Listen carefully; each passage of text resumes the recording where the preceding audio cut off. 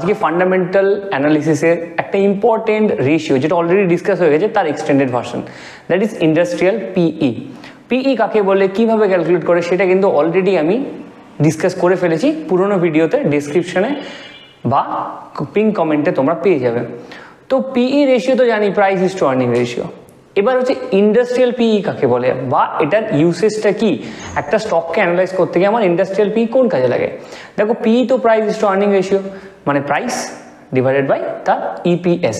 What is EPS, earning per share, সেটাও কিন্তু আমি একটা ভিডিওতে ডিসকাস করে ফেলেছি।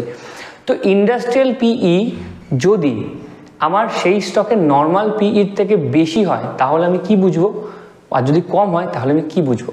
ফার্স্টে জানি ইন্ডাস্ট্রিয়াল পিই কীভাবে ক্যালকুলেট হয়।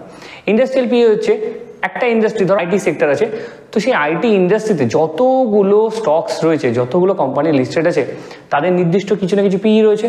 তো প্রত্যেকের পিইর একটা অ্যাভারেজ বার করা হয়, সেই পিইর সাথে কম্পেয়ার করে দেখা হয় যে আমার পার্টিকুলার স্টক।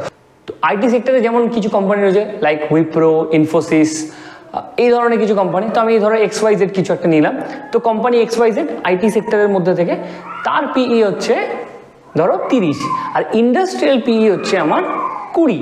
তাহলে ইন্ডাস্ট্রিয়াল পিই মানে পুরো অ্যাভারেজ পিই সেই কোম্পানির থেকে কম। তার মানে কি বুঝবো, যে আমরা মোটামুটি এটা বুঝতে পারি যে সেই কোম্পানিটা তার গোটা ইন্ডাস্ট্রি থেকে বেটার পারফর্ম করছে বা করতে চলেছে। তো এটা একটা ফান্ডামেন্টাল অ্যানালিসিসের একটা ছোট্ট রেশিও, যেটা দিয়ে আমার ইনভেস্টমেন্ট ডিসিশনের একটা পার্ট হতে পারে, হেল্প করতে পারে। তো এরকমই সহজ বাংলায় ফাইন্যান্সিয়াল নলেজ পেতে গ্রিন অ্যারো ওয়ালেটকে এখনই সাবস্ক্রাইব করো, আর ভিডিওটি ভালো লাগলে অবশ্যই লাইক করতে ভুলো না। আমি ইনস্টাতেও অ্যাভেলেবেল রয়েছি, তো সেখানে অবশ্যই ফলো করো, লিঙ্ক ইন দ্য ডিসক্রিপশন।